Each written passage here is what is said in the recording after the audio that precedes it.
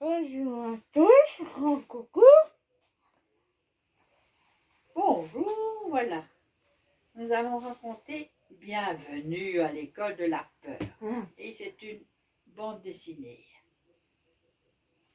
Et c'est l'auteur R.L. Stein. C'est l'auteur de Chair de poule qui a écrit l'histoire. Il est traduit de l'anglais, écrit par R.L. Stein, illustré par Kelly Nicole Matthews, traduit de l'anglais par Michel Legler. Et pour les illustrations, je ne sais pas de qui elles sont. Donc voilà. Ils ont envoyé un drogue. Drac et moi, nous aventurons dans le silence inquiétant du hall d'entrée. Personne en vue. Buddy suit derrière nous. Il n'est pas vraiment notre ami, mais nous a supplié de le laisser nous accompagner. Je montre un peu comme ça, mais je ne vais pas tout montrer. Vous voyez, c'est chouette parce que c'est une bande dessinée. Il n'y a pas grand-chose d'écrit. Chacun me fait sursauter. Ma nuque frissonne au moindre bruit. Quand Drac attrape mon bras pour me tirer en arrière, je laisse échapper un cri. Dita, quelqu'un arrive.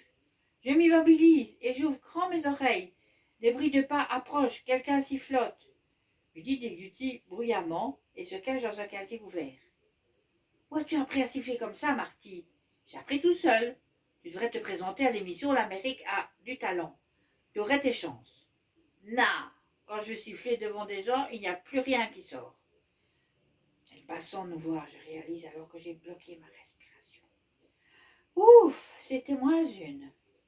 Ah oui, c'était les ouvriers qui passaient, donc voilà. Et puis les jeunes qui étaient là, je ne sais pas ce qu'ils faisaient là. On devrait peut-être faire demi-tour avant qu'ils ne découvrent notre absence. Faire demi-tour, t'es sérieux? Buddy, tu nous as supplié de venir avec nous, et maintenant tu joues les lâches? Je ne suis pas là, j'ai juste peur. Pas question de faire demi-tour. Allez les gars, bougeons-nous. Nous débouchons dans un immense couloir. On te suit, Ida, parce que tu es notre leader. Ah, vous pigez? Buddy, personne n'apprécie tes blagues. Tu es au courant, non? Ouais, je sais. On ne serait pas en train de tourner en rond ou à la sortie? Et pourquoi tu n'arrêtes pas de te retourner? Ils ont peut-être remarqué notre absence et envoyé quelqu'un pour nous éliminer. Continue comme ça, Buddy. N'abandonne pas tes pensées positives. Taisez-vous tous les deux, voilà quelqu'un. Nous nous réfugions dans une salle de classe vide. Elle essayait de faire une figure toute simple et se foulait la cheville. Trop nul. Elles continuent leur chemin sans nous voir. Vous avez remarqué leurs uniformes bizarres.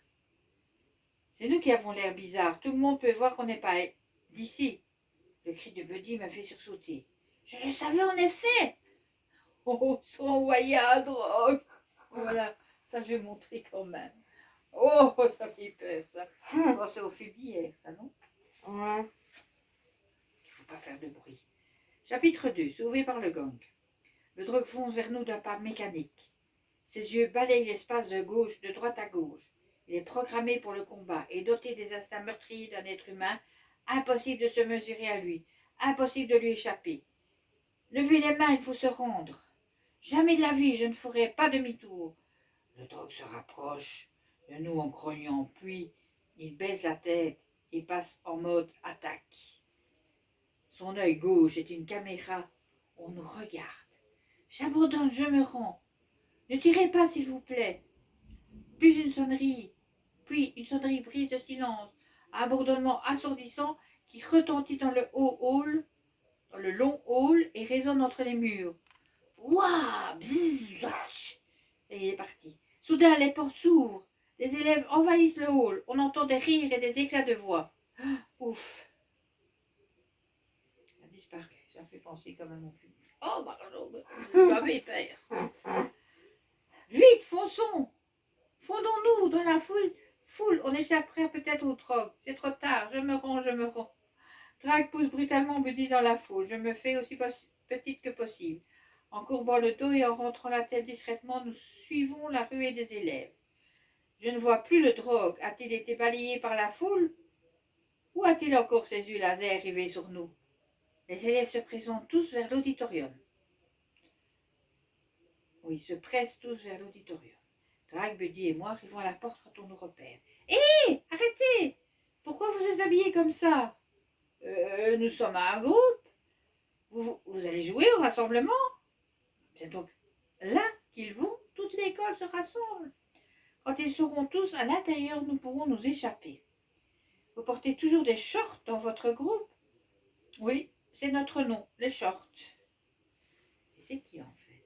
Je sais pas, c'est qui eux? Ils sont en blanc là avec des shorts. Nous nous attardons près de la porte pendant que les élèves entrent. On nous regarde avec curiosité mais sans méfiance. C'est le moment, allons-y. Je cherche toujours le troc des yeux, attendant le revoir surgir en grondant. Mais le hall est à présent vide et silencieux. Drake et moi prenons notre jambe à notre cou. Arrêtez-vous immédiatement tous les trois. Où croyez-vous aller comme ça? Bien, vous allez me suivre. Chapitre 3. Il va falloir vous éliminer. Ah oui. Vous essayez peut-être d'échapper au rassemblement, il en est hors de question. Asseyez-vous là-bas et n'en bougez pas. Je ne vous quitterai pas des yeux. Ce n'est pas parce que vous portez des costumes que vous pouvez tout vous permettre. Je pousse un soupir de soulagement et il nous prend pour des élèves. Il ignore tout. Le prof nous regarde toujours. On va devoir assister au rassemblement jusqu'au bout. On ne s'en sortira pas. Je pense qu'on devrait rentrer. Ton vrai problème, Buddy, c'est toi-même.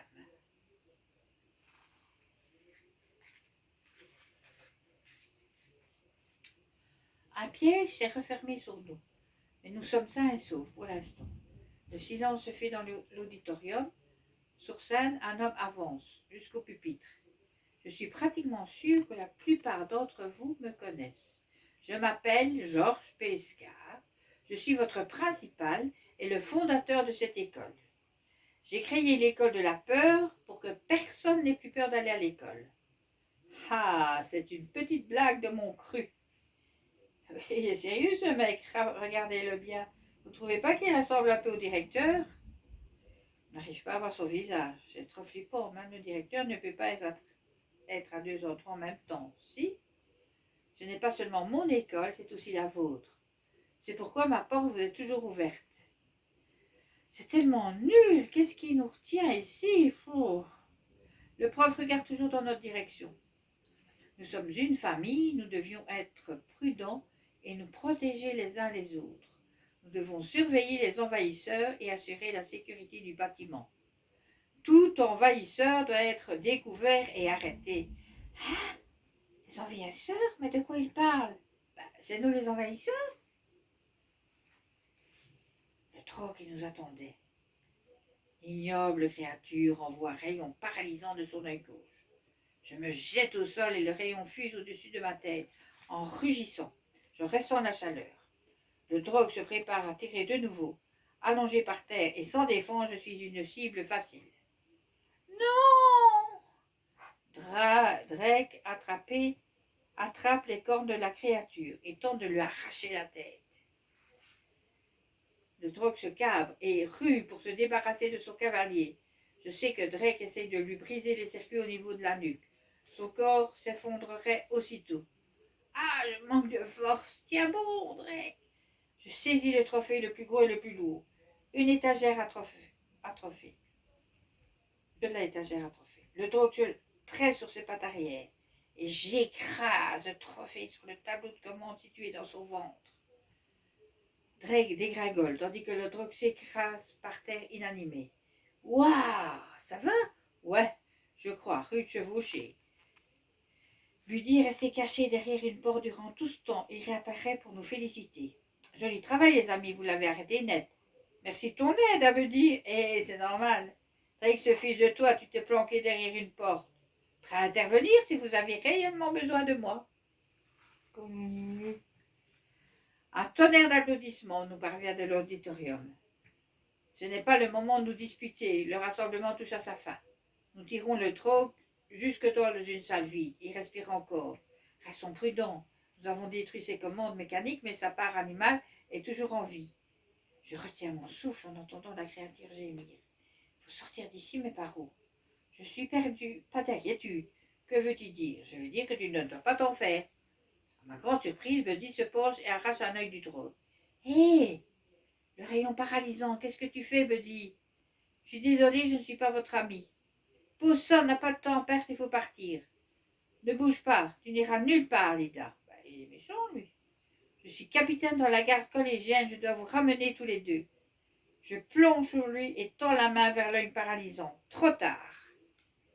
Oh là là, c'était des envahisseurs, ça peut-être. Et voilà. Le rayon fige nos corps, mais pas nos esprits. Je suis consciente qu'on me dit appelle les gardes du directeur. Pourquoi lui avons-nous fait confiance? Il a tout fait pour nous embrayer depuis le début. Drake et moi sommes impuissants. 2 gardes nous sortent jusqu'au sous-sol. Nous nous sommes jurés de ne jamais retourner à notre horrible école. Nous avons échoué. Nous traversons un long couloir gris et froid, rempli de toiles d'araignée. L'air est lourd et pue le moisi. Deuxième partie. La fuite de Lucky. C'est pas C'est fait, là, moi. chapitre 4. Mais oui, alors. Hein? Je continue pas. Si. Je vous présente la famille Mander. Il y a moi, Jess, et mon frère jumeau, Joss. Celui qui mange des pancakes avec ses doigts, c'est notre voisin Marco. Et puis il y a notre chien Lucky. Marco, pourquoi est-ce que tu manges comme un primate? Un primate? Tu as appris un nouveau mot? Joss et moi essayons de voir lequel de nous deux arrive à manger le plus de pancakes sans vomir. Très impressionnant, vous êtes si mature, vous n'en avez pas marre de faire la compétition tout le temps? Ce n'est pas de la compétition, on cherche juste à battre l'autre. Marco pourrait tout aussi bien habiter chez nous, il partage pratiquement tous nos repas. Ta mère ne te demande jamais de prendre ton petit déjeuner chez vous? Ben, j'ai déjeuné chez moi avant d'arriver ici. Brrr. Je peux porter beaucoup plus fort que toi. Brrr. Ouaf, ouaf, oui, un chien.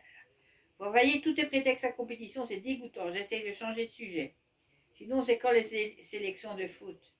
Lucky, arrête d'aboyer, je t'ai donné la moitié de mon petit déjeuner.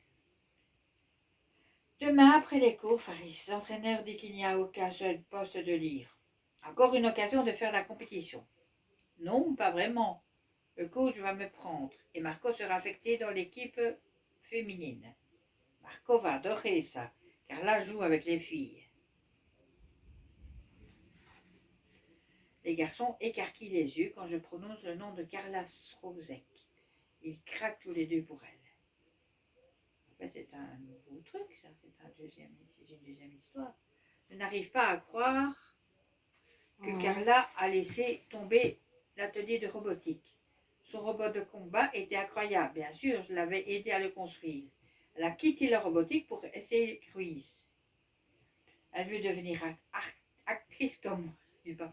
Tu convoites quel rôle? C'est probablement Carla qui jouera Sandy. Sandy, c'est la star du film. Merci pour ton soutien, Marco.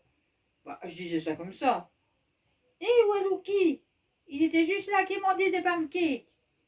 Mince, Lucky, où est-il? Lucky, encore des pancakes? J'en ai d'autres. Viens ici, regarde, la porte de la cuisine est ouverte. Oh non! Il a recommencé, ce dingo. C'est ouvrir les portes. Comment il fait? Allons, il faut le retrouver. Lucky! Lucky! Regardez. Ah, il est malin. Lucky, vilain chien, nous a bien eu. En fait, ils étaient cachés et puis quand ils sont sortis, il a mangé tous les pancakes. Comment fait-il pour ouvrir les portes comme ça? C'est un génie. Bon, faut y aller, on va être en retard. Nous habitons à 2 pas de l'école. En chemin, nous tombons sur Calastrozek. Quoi de neuf? Pas grand-chose. Il paraît qu'il y a une interruption des cours dans la journée. Comment ça se fait? M. Scar a convoqué un rassemblement. C'est nul. Il va nous servir son habituel discours élogieux et nous expliquer combien il est génial. C'est toujours mieux qu'assister à un cours. L'école de la peur qui donnerait un nom pareil à une école? Un certain George Scare. Nous nous remettons en route. Marco et Joss marchent à côté de Carla et oublient ma présence. Quel rôle tu vises, Anguise? Sandy. Tu l'obtiendras certes sûrement, tu seras génial. Merci infiniment, mon pote. Évidemment, elle voulait faire aussi. Nous arrivons à l'école en montant les premières marches de l'escalier. J'entends des bruits de pas rapides derrière moi.